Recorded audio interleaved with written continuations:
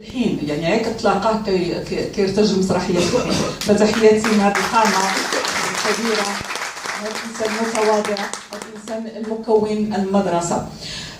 إذا كريما واحد من رجال الظل أيضا اللي تلاقيته في عدد من الملتقيات الثقافية والرياضية كشركة منظمة واللي ما كيبغيش يتكلم. أستاذ رشيد عياد، نعطيوه الميكروفون. لك الميكروفون رغم أنك قلت لي لا. أن تكون شريك لجمعية عبد الصمد الكنفاوي اللي الحمد لله كتميز واحد العدد كبير ديال الأطر، وخاصة الأطر اللي تلاقيتها في ميدان العمل ديالي كلها أطر شابة مقتبل العمر. دركت أن العمل من داخل المجتمع للمجتمع هو الوسيلة الوحيدة لتخليق المجتمع. من أجل تمرير هذه اللغة استطعنا أن نبني شراكة في إطار شركة مع جمعية من أجل النهوض لمهرجان العرائش الدولي للثقافة والفنون والتراث. كنشكر جميع الفاعلين وبالخصوص في هذا اليوم المبارك وسائل الإعلام حجت وطاقت في هذا المهرجان من خلال البرنامج الفني الثقافي والرياضي اللي جمعية عبد الصمد الكنفاوي خدات على العاتق ديالها إنجاح هذا المهرجان من أجل مدينة العرائش كاملة. من هذا المنطلق كنحيي جمعية عبد الصمد الكنفاوي وكنحيي جميع الأطر ديالها، جميع المثقفين الحاضرين أو المشاركين إن شاء الله في هذا المهرجان. وكنتمنى كشركة منظمة نلقاو النجاح مع هاد الناس هادو ونكونوا في المستوى أننا نوفقوا ما بين جميع فقرات هذا المهرجان وفي تأتيت فضاءات هذا المهرجان اللي هي فضاءات 5: فضاء ديال رياضة السلوقي، فضاء ديال المقابلة التكريمية اللي كندعو فيها جميع الناس ديال مدينة العرائش يجيو، لأن السي حسن فضيل رفض جميع المقابلات التكريمية ولبى النداء ديال واحد الشخص عزيز عليه اللي هو السيد صهيب الدغوبي اللي كيجري على قدم وساق من اجل انجاح هذا التكريم من اجل مدينه العرائش. وتا هو كذلك بهذه الشراكه ديال سي صهيب مع جمعيه عبد الصمد الكنفاوي كنشوف واحد النوع ديال الانفتاح لا ديال شخصيات المدينه ولا ديال الجمعيه مع مختلف الناس ومع مختلف الشرائح ومع مختلف الجمعيات ومع مختلف التوجهات دون اقصاء. وكنحيي جمعيه عبد الصمد الكنفاوي لانها لبات النداء اللي وجهته الشركه باش جميع الفعاليات الاعلاميه تكون حاضره، لا الوطنيه ولا المحليه ولا الجهويه. وبهذه المناسبه كنحيي السيده فاطمه الزهراء بن الهاشم اللي جات من الامارات العربيه المتحده لان بنت العرائش وجات باش تحضر هذا المهرجان ديال مدينه العرائش. وكنختم القول ديالي وكنرد الكلمه للاستاذ ميزان. وبالتالي عبد الصمد الكنفاوي هو الاساس، هو الفاضل، هو كلشي ديال هذه الامسيه اللي خصو يتم الشكر ديالو بالاساس. وبالتالي نسيتوه كاملين وشكرته لزامي. مالوغوزمون ترتب على ذلك ان سي عن جريده العرائش هو سؤال البرمجه، حيت هذا الجواب ديال الامسيه عطاني تصور كيفاش صارت البرمجه. البرمجه فيها واحد المجموعه ديال الاصدقاء، فيها واحد المجموعه ديال الاشياء اللي ما كتعنيش شي تصور خاطئ عن شي مناطق تشاركيه. حنا كنطلبوا الدوله، مؤسسات الدوله مناطق تشاركيه، فاذا به الجمعيه اللي كانت كتطلب من المنطق، كتطلب الجمعيات اللي كيطلبوا من الدوله منطق تشاركيه ولاو كيديروا اللي بغاو. دليل على ذلك هو شكون هو هذا الخادر اللي كمدير فني قدام جمال نعمت كمدير فني مطلوب في المهرجان ديال عبد الصمد الكنفاوي اول ما تطلب المهرجان الكنفاوي. عرائش كنعرف الشخصيه كامله. بالنسبه انا عشت يعني اسابيع وما ادراك ما اسبوع العرائش. كان دابا الموازين كلشي حنا سبقنا في باطو كلشي بكل صراحه. اول السهوب الاصطناعيه كانت في مدينه العرائش في الستينات، بدايه الاذاعات والتلفزه المغربيه في 66. كانت تسجيل الاذاعه بلاصه اسبانيا ديك ساحه التحرير في كاسينو عملوا لنا كتجي الاذاعه وكلشي كتصور. هذه ما يمكن حتى واحد ما فكر فيها. بالنسبه لنا العرائش، اسبوع العرائش مثلا، يعني هذا الامتداد الاخوه اللي ديال عبد الصمد كيفهم هو امتداد ديك المسؤول العام بطبيعه الحال. الا عندي واحد المؤاخذات بطبيعه الحال هذه الوجوه الكريمه اللي غتكرموها غتجديها بالتكريم، الا انا كنشوف واحد مثلا بعض الشخصيات العائشيه اللي اثثوا المشهد الثقافي والفني في مدينه تطوان. مثلا ناخذ على سبيل المثال اللي باقي حي الامير الاكرامي رئيس الجور ديال التمساماني، لان هنا كنشوف الموسيقى الاندلسيه مقصيه بهذا المهرجان. كاينه الاستاذ واول مدير لمدرسه الفنون الجميله بتطوان محمد الصاريني ابن مدينه العرائش، اول فنان عرائشي اللي قرا هذا الفن ديال الرسم في اسبانيا وطبعا الحال الدول الاخرى في امريكا وفي روسيا وكل شيء. المرحوم هذا خصو تاخذوا بعين الاعتبار. وكاين احمد الشباري من الاوائل اللي قراوه، الاستاذ الكبير اللي قرا العباقره، قرا المساري، قرا رحمه الله عليه، قرا وزير العدل السابق التطواني عزيمان، قرا بزاف ديال يعني هادو المشهد الادبي في تطوان. هادو باقي انا نعطيكم المسائل، وكاين ولادهم وكاين الكتب ديالهم. حيي الإخوة في جمعية عبد الصمد الكفاوي على دعوتهم لنا وتفضلهم بدعوتهم لنا للمشاركة، ولكن كصحفي أيضا ماشي بالضرورة الصحفي يطرح سؤال، يمكن يدير كونسلتاسيون، يدير ملاحظة، وهذا من باب المهام الحقيقية ديال الصحفي، هو أنه يدير الملاحظة، يسجل الملاحظة. أنا في رأيي من خلال ما استمعت إليه من إخوة قيمين على المهرجان، من خلال اطلاعي على بعض الوثائق، أريد أن أثير انتباهكم إلى نقطتين أو ثلاثة لأنها مهمة جدا في العمل المهرجاني. النقطة الأولى هو المسعى العام لهذه الجمعية نحو العمل الاحترافي. هذا يمكن يبان لكم من خلال هذا الناس اللي قدامكم. هناك انفتاح على إدارة فنية، هناك انفتاح على مسؤول ثقافي، هناك تخصصات في التنظيم، هناك تفويض التنظيم إلى شركة محترفة. قلما ننتبه إلى هذه الأمور في العمل الجمعوي. الأمور كتكون عند الشركات الكبرى، عند البلديات، عند الجهات، عند الوزارات، كتكونش عند المنظمات المدنية. صعيب عليها أن ماديا ما تقدرش، ومع ذلك كنلاحظوا بأن سؤال التكريم طرحت مجموعة ديال التسميات ديال التكريم. الصراحة خص مدينة العرائش تكرم كاملة، ولكن ما يمكنش مهرجان عنده الدورة السادسة المدة الزمنية ديالو 7 أيام غادي نكرمو فيه حنا 40 سنة ولا 50 سنة من التجربة، كيولي صعيب. مثلا فضيلة الدلاوي تم التكريم ديالها في الدورة الثالثة.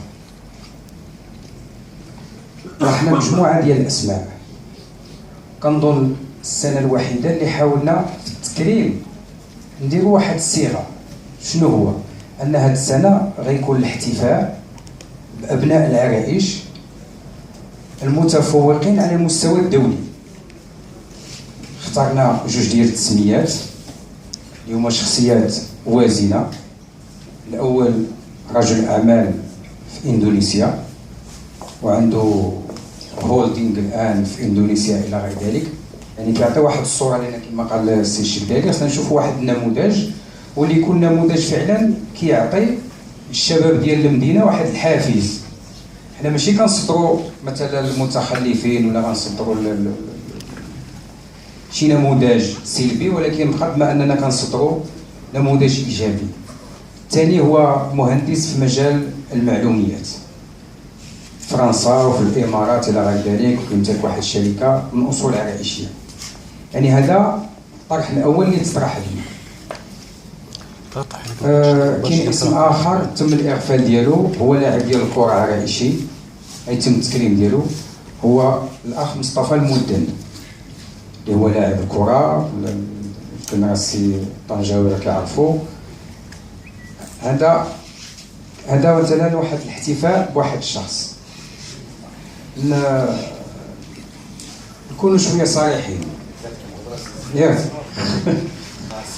المهم حنا كنا كنوجدوا البرمجه في شهر 10 وبدينا الاقتراح ديال التسميات ديال التكريم مجموعه من الشخصيات. في شهر 2 حنا تقريبا كنا وضعنا مثلا الاسماء اللي غادي يتم التكريم ديالها بالضبط نهار 29 كنظن 28 فبراير وضعنا الاسماء.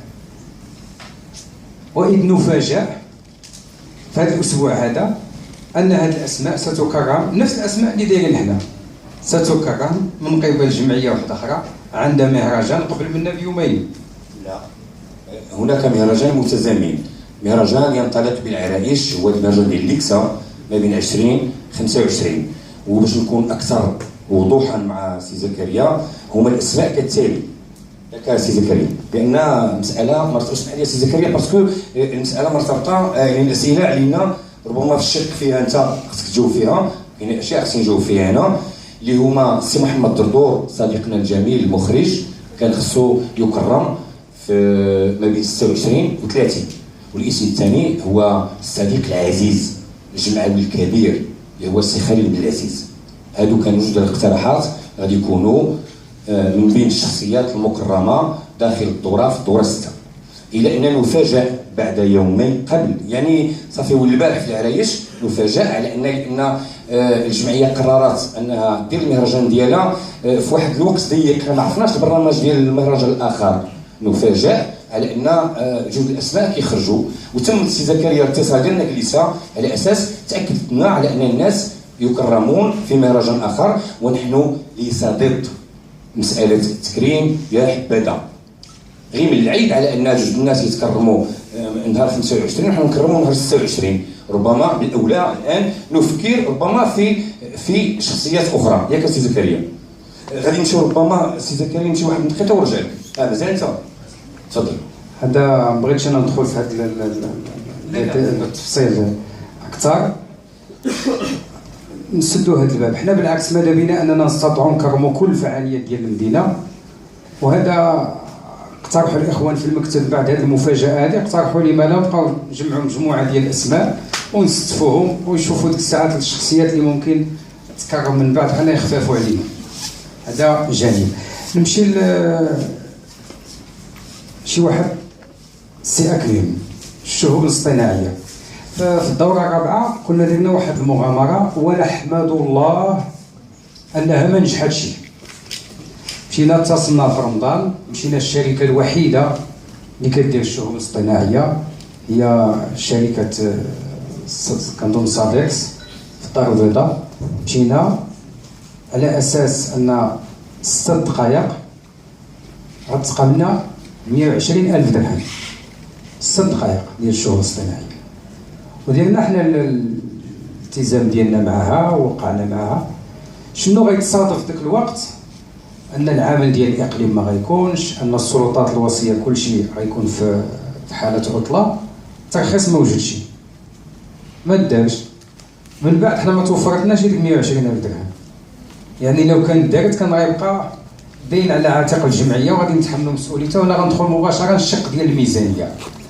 كنظن السنه الماضيه في الاختتام ديال الدوره الخامسه سي خالد دار معايا واحد اللقاء وهضرنا على الشق المادي. قلت لك راه بقى على عاتق الجمعيه واحد الميزانيه كبيره اللي هي عباره عن ديون، ولي من هذا المنبر الصراحه كنحيي السي الجابري، لان الصراحه لولا الوجود ديالو هو الدوره الخامسه ما كانش غتكون، حيت وصلنا للدوره. المشكل اللي عندنا حنا في الجمعيه الاخوه ما كيعرفوش يبكيو، لان المشاكل التي نعانيها نحن يعانيها اغلب الجمعيات. عندنا دعم ديال مؤسسات ديال الدوله، ومؤسسات الدوله راه كتعطيك الا غتعطيك شي حاجه كتعطيك شهر 11 ولا شهر 12. اذا كيفاش انت غادي تفاهم مع الفنانه راه قبل ما كيطلع حتى كيتخلص حتى كيتقاضى الاجره ديالو. علاش؟ لان دارت بهم وتنصب، ماشي تنصب عليهم، لان كاين التزام مع الفنان والجمعيه، والجمعيه كتلتزم مع الشركاء ديالها.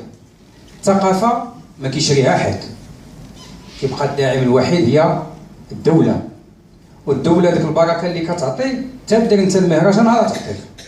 اذا كيبقى خيار من جوج، اما اننا نديروا مهرجان بسيط وهذا صراحة كان في اللقاء مع العامل السابق أننا نديروا مهرجان، نديروا شي حاجة على قدكم.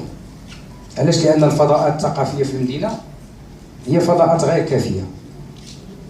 حنا الجواب كان لما لا، أن العمالة مادام المدينة كبرت علاش ما توفر لنا شي فضاءات اللي فعلا تكون فضاءات لأن عندنا الآن الاستيعاب ديال 40,000 أو 80,000 متفرج. راه ماشي انا غندير نشاط تافه ديال 1000 الناس ولا 500 الناس، ولكن نتوما كسلطات خصكم تفكروا كيفاش تخلقوا واحد الفضاء فعلا اللي يستوعب ديك الطاقه ديك الساكنه، وهو اللي من بعد تم التفكير في الساحه ديال باب بحر باش تكون كفضاء ثقافي فعلا. بالنسبه للميزانيه، احنا درنا واحد ميزانيه تقديريه، ولكن كما دائما كدير الميزانيه ولكن في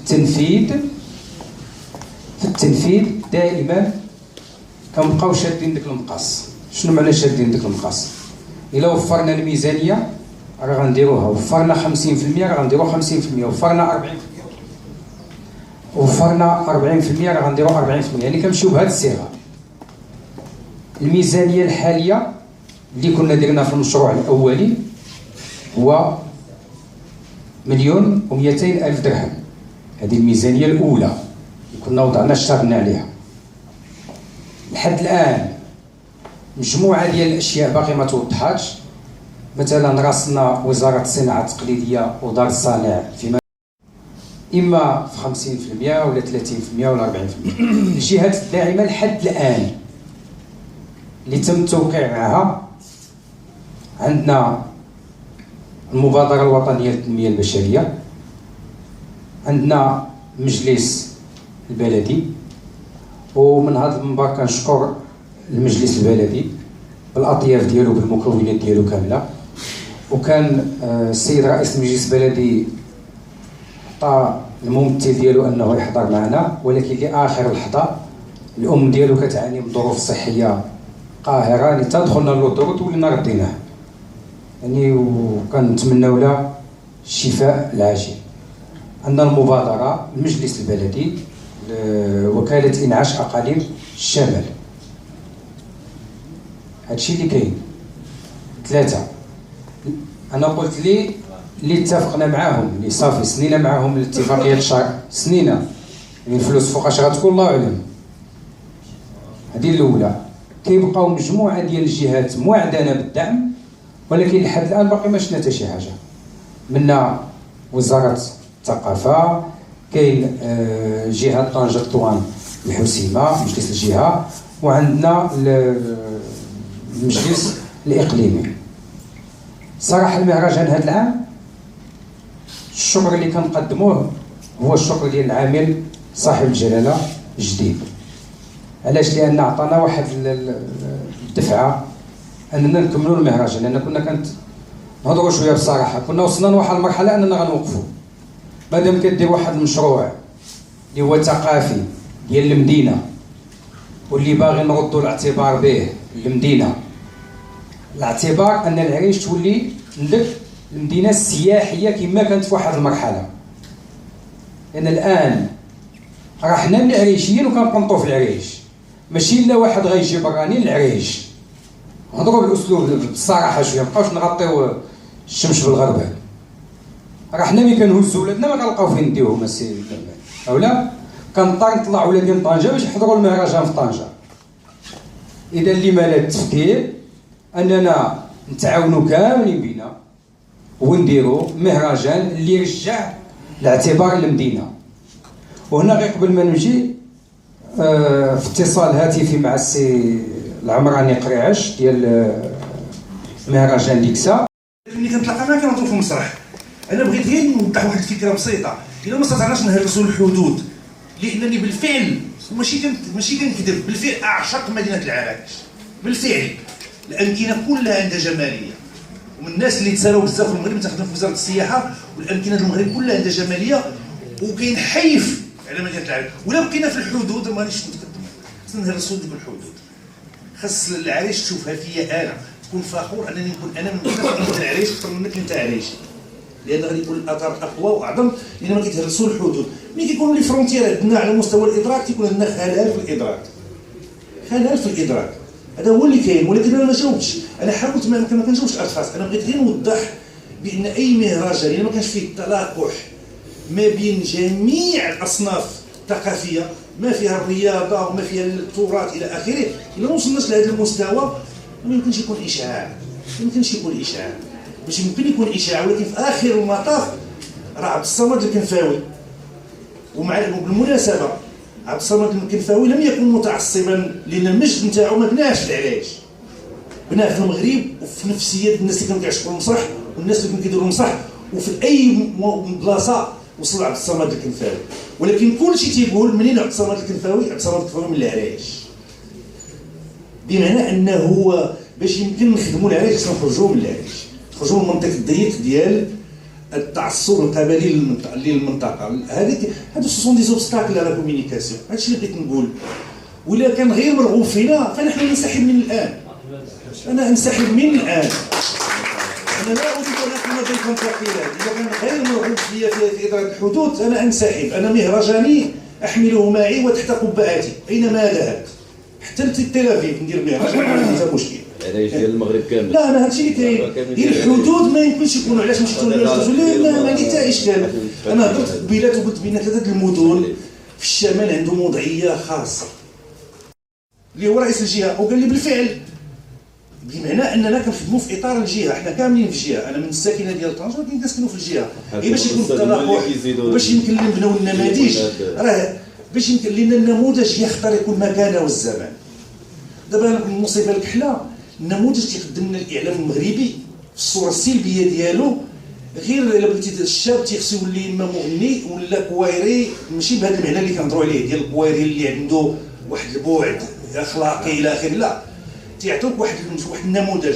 كاينه امراه كنهضروا على بروجون، كاينه امراه مغربيه من ضمن ما خلق كيتخلق البشر ما عندهاش مكانه، امراه مغربيه اللي هي عايشه في فرنسا، عالمه كبيره، والمراه الوحيده اللي حطت رجليها في القطب الجنوبي المتجمد كعالمه، وما كنهضروش عليها وتنهضروا عليها بلا ما نقول لك السميات. هذه ترد على هذا وهذا يرد. كيفاش غنبنيو النموذج الثقافي؟ كيفاش كيفاش نخرجوا من الخلل اللي عندنا في الادراك؟ و ميم طون الاماكن اللي كنهضروا على العرايش ونهضروا على وزان، نهضروا على القصر الكبير، نهضروا على جميع المدن، غادي تحضر الرمزيه ديالها وتحضر بالبعد نتاعها تلقائيا. لان ملي غنهضروا على عبد الصمد الكنفاوي اكيد ان الشباب اللي تيهتم بالمسرح شكون هو عبد الصمد الكنفاوي، غنعطيوه نمشيو نقلبوا له على هذا ونقولوا ها هو عبد الصمد الكنفاوي. حنا كنا هنايا درنا في المهرجان ديال الدوره ديال المسرح الدولي، هضرنا على تيمون، الناس ما تعرفوش شكون هو السي محمد تيمون، هرم من اهرامات المسرح اللي توفى في طنجه وكان هو من الناس، نتوما كتعرفوا تيمون، ولكن الناس اللي كيسولوا شكون هو تيمون،